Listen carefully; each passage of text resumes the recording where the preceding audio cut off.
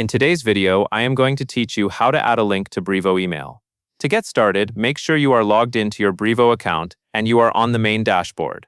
We will be working inside your email campaigns area where you can edit existing messages and update links quickly. First, go to the marketing section.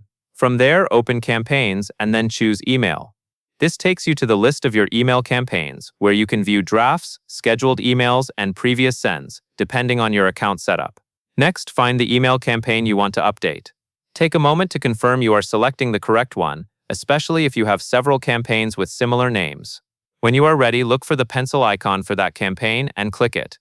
The pencil icon is the edit option, and it will open the campaign settings so you can make changes. Once you are inside the campaign, click Edit Design. This opens the email editor where you can change your content, including text, buttons, and formatting. Wait for the editor to fully load so your toolbar and content blocks appear correctly. Now decide what you want to link. If you are adding a link to text, highlight the exact words you want people to click. If you are linking a button, click the button so it is selected. Selecting the right element is important because the link you add will apply only to what is highlighted or selected.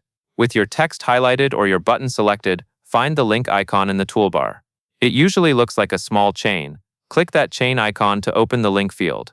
Then paste your full URL into the provided box. For best results, use the complete web address so it directs properly. Double-check for extra spaces at the beginning or end, since those can break the link. Finally, click Insert to apply the link. After inserting, take a quick look to confirm the text or button now shows it is linked. And that is all there is to it.